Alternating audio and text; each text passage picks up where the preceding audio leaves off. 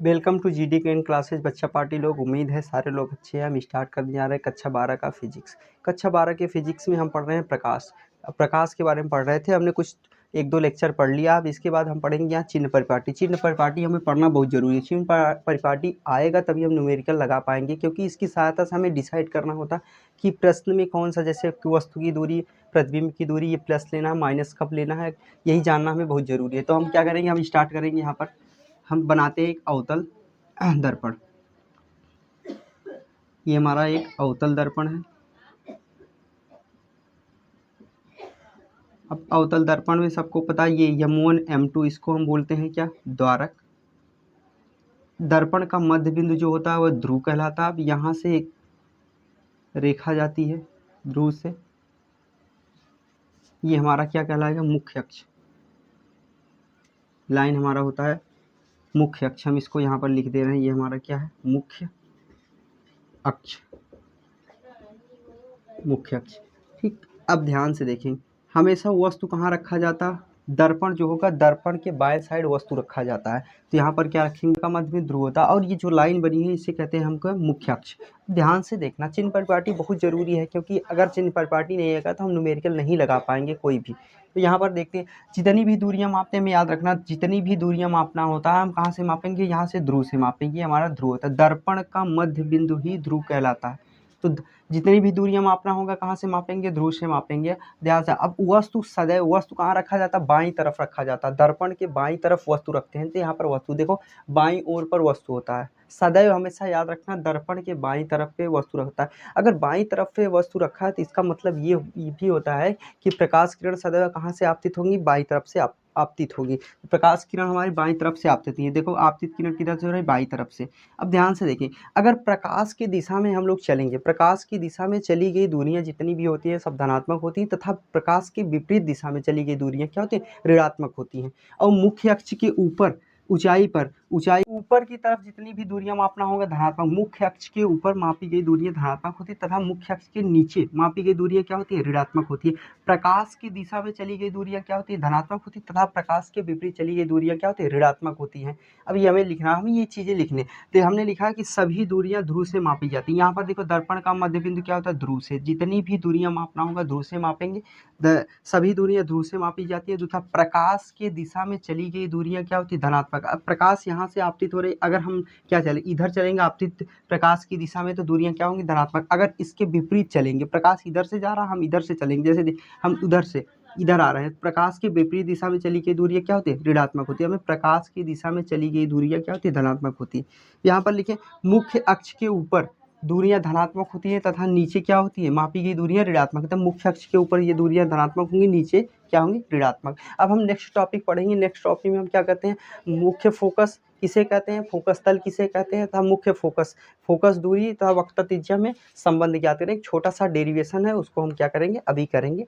तब तक हम स्टार्ट करने जा रहे हैं। नेक्स्ट टॉपिक क्या, मुख्य फोकस पढ़ेंगे। मुख्य फोकस क्या होता है, तो हम एक डायग्राम बनाएंगे और समझेंगे मुख्य फोकस किसे कहते हैं। जैसे हम बना लेते हैं कि यहाँ पर अवतल दर्पण को सब जानते हैं। ऐसा दर्पण जिसके उभरे भाग पर कलई की गई तथा प्रकाश का परावर्तन आंतरिक भाग से होता है, ये बनाते हैं हम। दर्पण का मध्य बिंदु होता है ध्रुव, पी से प्रदर्शित करते हैं। इसका द्वारक M1 M2 होता है, और ये लाइन हमारा कहलाता है क्या, मुख्य अक्ष। ये लाइन होता है मुख्य अक्ष। ठीक, अब ये परिभाषा पढ़ेंगे आराम से। देखो, इसकी फोकस दूरी भी होती है, यहाँ पर ये उसका केंद्र होता है, वक्रता केंद्र मान लेते हैं यहाँ पर C पर है। ठीक, तो क्या है मुख्य फोकस की परिभाषा, जब प्रकाश की किरण मुख्य अक्ष के समांतर चलती। प्रकाश किरण कैसे चलती, मुख्य अक्ष के समांतर चलेगी, तो यहाँ से क्या दर्पण से टकराएगी, परावर्तित होकर टकरा कर मुख्य अक्ष के जिस बिंदु से गुजरी गई, ये देखो लाइन यहाँ से जिस बिंदु से होकर जाएगी, यही कहलाएगा क्या, मुख्य फोकस। इसे F से प्रदर्शित करते हैं। तो परिभाषा क्या हुआ, मुख्य अक्ष के समांतर चलने वाली प्रकाश की किरणें दर्पण से परावर्तन के पश्चात मुख्य अक्ष के जिस बिंदु से गुजरती है उसे कहते हैं मुख्य फोकस। तो एक किरणें नहीं, अगर हम और किरणें समांतर भेजेंगे तो ये किरणें जाएंगी ऐसे, दर्पण से क्या परावर्तित टकराएंगे, तो कहाँ से जाएगा, इसी पॉइंट से ही जाएगा,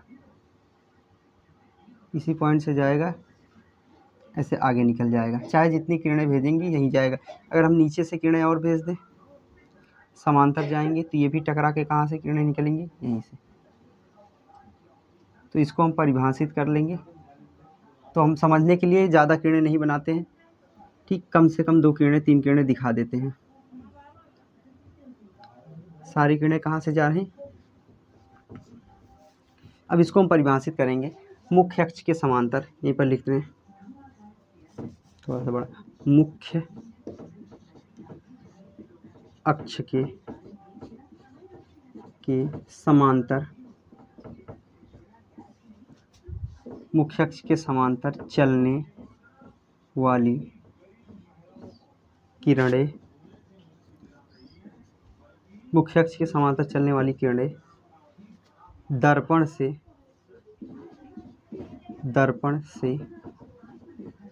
परावर्तन के पश्चात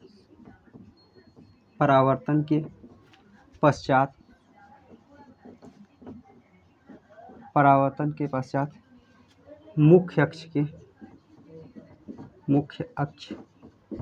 के जिस बिंदु से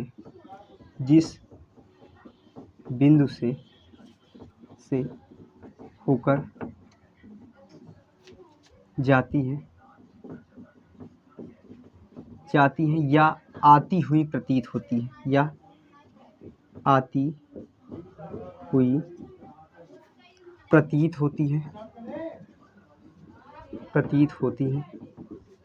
मुख्य फोकस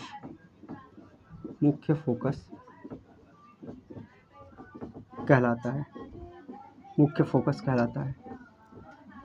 ठीक, यही परिभाषा है। जब मुख्य अक्ष के समांतर चलने वाली प्रकाश किरणें दर्पण से परावर्तन के पश्चात मुख्य अक्ष के जिस बिंदु से होकर गुजरती, वही बिंदु क्या कहलाएगा, मुख्य फोकस। ध्यान से समझना है। हमने यहाँ पर एक बात और लिखा, जिस बिंदु से होकर जाती है या आती हुई प्रतीत होती है। जाती हुई तो समझ में आता, आती हुई प्रतीत हुई इसका मतलब अगर हम दर्पण चेंज कर दें, ये हमारा कौन सा अवतल दर्पण, अगर उत्तल दर्पण में करेंगे तो वहाँ पर क्या होता है, आती हुई प्रतीत होती है, जिसे क्या कहते हैं, प्रतीत होती है, उसे मुख्य फोकस कहते हैं।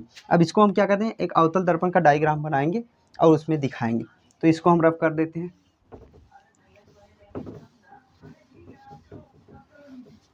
अब हम बना लेंगे एक उत्तल दर्पण। तो यहाँ पर बनाते हैं उत्तल दर्पण। यहाँ पर आंतरिक भाग पर कलई की जाती है और प्रकाश का परावर्तन उभरे हुए भाग से होता है। ये हमारा ध्रुव हो गया। ये हमारा यहाँ पर सी है, जिसको कहते हैं वक्ता केंद्र, M1 M2।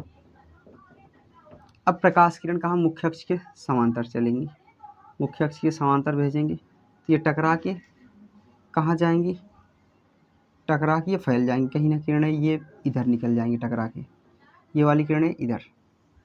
तो इन किरणों को हम पीछे, यहाँ ये किरणें टकरा के इधर निकल जाएंगी। तो इन किरणों को अगर हम पीछे बढ़ाते हैं तो देखते हैं कि किरणें ऐसा प्रतीत होता है किसी एक प्रॉपर पॉइंट से आती हुई प्रतीत होती है। ये कहाँ से, जहाँ से आती हुई प्रतीत होती है वही हमारा होता है मुख्य फोकस। इस वाले पॉइंट को सी को हम यहाँ बना देते हैं।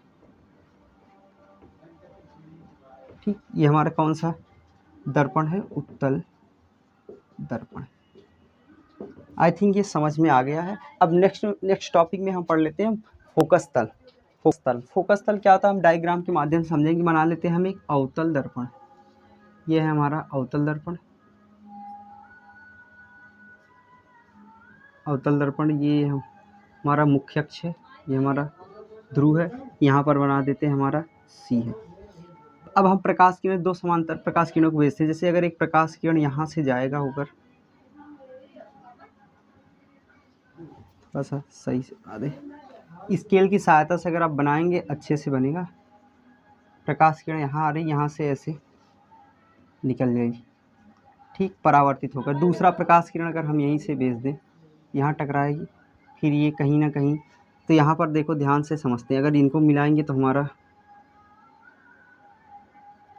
वक्ता केंद्र से मिला देंगे, सेंटर पॉइंट पे मिलेगा।